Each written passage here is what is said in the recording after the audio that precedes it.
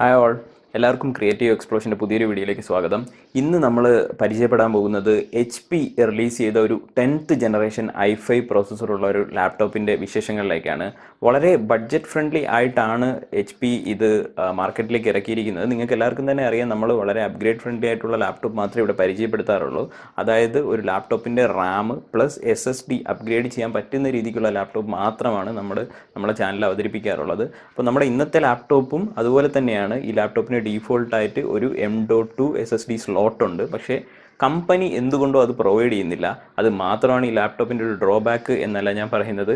നമുക്ക് വീഡിയോയിലേക്ക് കിടക്കാം. ഈ ലാപ്ടോപ്പിനെ കുറിച്ച് കുറച്ചധികം വിശേഷങ്ങൾക്ക് നിങ്ങൾ പരിചയപ്പെടുത്താറുണ്ട്. കാരണം ഒരു നല്ല പവർ യൂസേഴ്സ് മാത്രമാണ് i5 ലാപ്ടോപ്പ് കൂടുതലും ശ്രദ്ധിക്കുന്നത്. അപ്പോൾ നിങ്ങളൊരു പവർ യൂസേഴ്സ് ആണെങ്കിൽ ഈ ലാപ്ടോപ്പ് വാങ്ങിക്കുന്നതിന് മുന്നേ നിങ്ങളൊന്ന് ശ്രദ്ധിക്കണം. ലാപ്ടോപ്പിൻ്റെ പാക്കറ്റ് നിങ്ങൾ നോക്കുകയാണെങ്കിൽ വളരെ പുതിയതായിട്ട് വന്നിട്ടുള്ളതാണ്. അതായത് മാർച്ച് 2021 ഇതിൻ്റെ ഒരു മാനുഫാക്ചറിങ് ഇയർ വരുന്നത്. അതായത് ലേറ്റസ്റ്റ് റിലീസാണ്. അപ്പോൾ ഇതിൻ്റെ പ്രൈസും ഇവിടെ തന്നിട്ടുണ്ട്. പാക്കറ്റിനകത്ത് ഒരു 65 വാട്ട്സിൻ്റെ ഒരു ചാർജർ വരുന്നുണ്ട്. HP സ്ഥിരം ആ ഒരു ചെറിയ അവരുടെ ഒരു സൈസ് ഒരു പിന്ന് തന്നെയാണ് വരുന്നത്.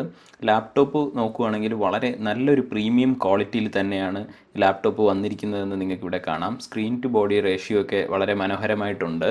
അപ്പോൾ ഈ ലാപ്ടോപ്പിൻ്റെ ഒരു പ്രത്യേകത മെയിനായിട്ട് പറയുകയാണെങ്കിൽ, ഈ സെയിം നെയിമിൽ ചെറിയ ചെറിയ മോഡൽ നമ്പർ വ്യത്യാസത്തിൽ, അതായത് കാണാൻ ഇതുപോലെ തന്നെ ഇരിക്കും, എന്നാൽ ചെറിയ ചെറിയ വ്യത്യാസത്തിൽ ഇതിൻ്റെ 11th ജനറേഷനും വരുന്നുണ്ട്. ഇൻബിൽട്ടായിട്ട് തന്നെ SSD വരുന്നുണ്ട്. ഫുൾ HD സ്ക്രീൻ വരുന്നുണ്ട്. കാണാൻ എല്ലാ ലാപ്ടോപ്പുകളും നിങ്ങൾ ഈ കാണുന്ന ഇതുപോലെ തന്നെ ഉണ്ടായിരിക്കും. സെയിം ഇതേ സ്ക്രീന് പോലെയൊക്കെ തന്നെ ആയിരിക്കും. ബോഡിയും സെയിം തന്നെയാണ്, കീബോർഡ് സെയിം ആണ്, സെയിം പ്രോസസ്സർ തന്നെയാണ് വരുന്നത്. 10th ജനറേഷന് 11th ജനറേഷനും സെയിം സ്പീഡിലുള്ള 11th ജനറേഷൻ ഒരു പ്രോസസ്സർ തന്നെയാണ് വരുന്നത്. ഇപ്പോൾ നമ്മുടെ ഈ പർട്ടിക്കുലർ മോഡൽ വന്നിട്ട് നിങ്ങൾക്ക് ഇപ്പോൾ കാണാം, ഡോസിലാണ് വരുന്നത്. ഇത് OS ഇല്ലാതെയാണ് വരുന്നത്. ഇതിൽ കീബോർഡ് ലൈറ്റിങ്ങും ഒന്നും തന്നെ ഇല്ല, ഒരു മോഡലിലും ഇല്ല. അപ്പോൾ ഇതിൻ്റെ ലെഫ്റ്റ് സൈഡ് നോക്കുകയാണെങ്കിൽ നമുക്കൊരു RJ45 പിന്നും HDMI പിന്നും ഒരു USB-Cയും നമ്മുടെ 3.5mm ഹെഡ്സെറ്റ് ജാക്കും കാണാം. നല്ല പ്രീമിയം ക്വാളിറ്റി തന്നെയാണ് ബോഡി ചെയ്തിരിക്കുന്നത്. റൈറ്റ് സൈഡിലായിട്ട് മെമ്മറി കാർഡ് സ്ലോട്ടും 2 USB പോർട്ടും ചാർജിങ് സോക്കറ്റും കാണാൻ പറ്റും. ഫിംഗർ പ്രിൻറ്റ് ബോഡിയിൽ വരാത്ത രീതിക്ക് ഒരു ഗ്രേഡിയൻ പാറ്റേൺ ആണ് കൊടുത്തിരിക്കുന്നത്. റിയർ പ്രൊഫൈലും സ്ക്രൂകളൊന്നും കാണാൻ പറ്റാത്ത രീതിയിൽ തന്നെയാണ് റിയർ പ്രൊഫൈൽ ചെയ്തിരിക്കുന്നത്. ആ താഴത്തെ ആ റബ്ബർ ബുഷ് ഇളക്കി മാറ്റിയാൽ മാത്രമാണ് നമുക്ക് ഇതിൻ്റെ ഓപ്പൺ ചെയ്യുന്ന സ്ക്രൂകളെല്ലാം കാണാൻ സാധിക്കുന്നത്. അപ്പോൾ നമ്മൾ സ്ഥിരം ചെയ്യും പോലെ ലാപ്ടോപ്പ് നമ്മൾ ഓപ്പൺ ചെയ്തപ്പോഴത്തേക്കും നമുക്ക് അകത്ത് കാണാൻ പറ്റിയത് ഒരു M.2 സ്ലോട്ട് കാണാൻ പറ്റി. ഇവിടെ നമുക്ക് NVMe SSDയും SATA SSDയും ഫിറ്റ് ചെയ്യാം. അതുപോലെ തന്നെ ഇതിൻ്റെ ഡീഫോൾട്ട് 8GB RAM സിംഗിളായിട്ട് തന്നെയാണ് വന്നിരിക്കുന്നത്. അപ്പോൾ നമുക്കൊരു എക്സ്ട്രാ 8GB DDR4 RAM കൂടെ പെട്ടെന്ന് കണക്ട് ചെയ്ത് നമുക്ക് 8+8 16GB ആക്കാൻ എളുപ്പമാണ്. ഇതിപ്പോൾ നമ്മളൊരു SATA 120GB സാധാരണ M.2 സ്ലോട്ടിൽ വയ്ക്കുന്ന ഒരു SSD ആണ് നമ്മൾ വെച്ച് അപ്ഗ്രേഡ് ചെയ്തിരിക്കുന്നത്. ചില ലാപ്ടോപ്പുകൾ 8GB റാമിനെ അവർ 2 4GB സ്പ്ലിറ്റ് ഇട്ട് വരും. അപ്പോൾ നമുക്കത് തിരിച്ച് RAM അപ്ഗ്രേഡ് ചെയ്യാൻ നേരത്ത് ഒരു RAM നമ്മൾ ഊരി മാറ്റേണ്ടി വരും. അപ്പോൾ നമ്മൾ SSD ഇട്ടതിന് ശേഷം ഈ ലാപ്ടോപ്പ് നമ്മൾ പെട്ടെന്ന് തന്നെ OS ചെയ്തിട്ട് ഇത് ബൂട്ടാകുന്ന സ്പീഡൊന്ന് നമുക്ക് കാണാം. ഇതിൻ്റെ പ്രോസസ്സിംഗ് സ്പീഡ് വന്നിട്ട് 1 GHz എന്നാണ് കാണിച്ചിരിക്കുന്നത്.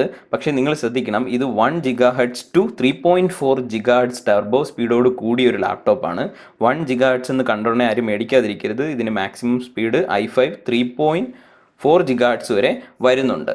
അപ്പോൾ ഈ ലാപ്ടോപ്പ് മേടിക്കുമ്പം നിങ്ങൾ ശ്രദ്ധിക്കേണ്ട മെയിനായിട്ടുള്ള കാര്യം, ഇതിൻ്റെ ഈ ഒരു രൂപം എല്ലാ ലാപ്ടോപ്പുകൾക്കും, അതായത് പർട്ടിക്കുലർ പല മോഡൽസ് വരുന്നുണ്ട്. അതിൻ്റെ മോഡൽ നമ്പർ മാത്രമാണ് വ്യത്യാസം. ബോഡി എല്ലാം ഈ സെയിം തന്നെയാണ്, കാണാൻ ഇതുപോലെ തന്നെ ഇരിക്കും. അതിൽ 10th ജനറേഷൻ i5 വരുന്നുണ്ട്, 11th ജനറേഷൻ i5 വരുന്നുണ്ട്. ഡീഫോൾട്ടായിട്ട് കമ്പനി തന്നെ SSD ഇട്ട് വരുന്നതുണ്ട്. അതുപോലെ തന്നെ 11th ജനറേഷനിൽ നമ്മുടെ ഇൻ്റലിൻ്റെ UHD ഗ്രാഫിക്സ് വെച്ച് വരുന്നതുകൊണ്ട് ഇൻ്റലിൻ്റെ ഐറിസ് ഗ്രാഫിക്സ് വെച്ചിട്ടും വരുന്നുണ്ട്. അപ്പോൾ നിങ്ങൾ മേടിക്കുമ്പോൾ കൃത്യമായിട്ട് ശ്രദ്ധിച്ചിരിക്കണം, SSD ഡീഫോൾട്ടായിട്ട് കമ്പനിയിൽ നിന്ന് വരുന്നതാണോ, വിൻഡോസ് 10 OS ഇതിൽ വരുന്നുണ്ടോ, പിന്നെ നമ്മുടെ ഐറിസ് ഗ്രാഫിക്സ് ആണോ എന്ന് ശ്രദ്ധിച്ചിരിക്കണം. അപ്പോൾ ഇന്നത്തെ വീഡിയോയുടെ വിശേഷങ്ങളെല്ലാം നിങ്ങൾക്ക് മനസ്സിലായെന്ന് തോന്നുന്നു. അപ്പോൾ നമ്മൾ ഇതിന് മുന്നേ ഒരു Acerൻ്റെ ഒരു i5 ലാപ്ടോപ്പ് 11th ജനറേഷൻ്റെ പരിചയപ്പെടുത്തിയായിരുന്നു. ആ വീഡിയോയുടെ ലിങ്ക് ഈ വീഡിയോയുടെ ഡിസ്ക്രിപ്ഷനിലുണ്ട്. നിങ്ങൾക്കൊന്ന് കണ്ടിട്ടില്ലാത്തവരാണെങ്കിൽ ഒന്ന് കാണുക. കാര്യം അത് കാണുമ്പോൾ നിങ്ങൾക്ക് ഈ HP ഒരു ലാപ്ടോപ്പ് എത്രത്തോളം അത് ബഡ്ജറ്റ് ഫ്രണ്ട്ലി ആണെന്നും അതായത് എത്രത്തോളം നമുക്ക് അതിൻ്റെ ഒരു ക്വാളിറ്റി ഉണ്ടെന്നും കാണാം. HP എല്ലാവരും ഒരു ബ്രാൻഡ് ക്വാളിറ്റിയുടെ കാര്യത്തിലാണ് മേടിക്കുന്നത്. അപ്പോൾ മേടിക്കുന്നതിന് മുന്നേ നിങ്ങൾക്ക് ആ വീഡിയോയും ആ ലാപ്ടോപ്പ് ഈ ലാപ്ടോപ്പുമായിട്ടൊന്ന് കമ്പാരിസൺ നിങ്ങൾക്കൊന്ന് നോക്കാം. അപ്പോൾ ഇന്നത്തെയും വീഡിയോ നിങ്ങൾക്ക് ഇഷ്ടപ്പെട്ടെന്ന് വരുന്നു. Thank you.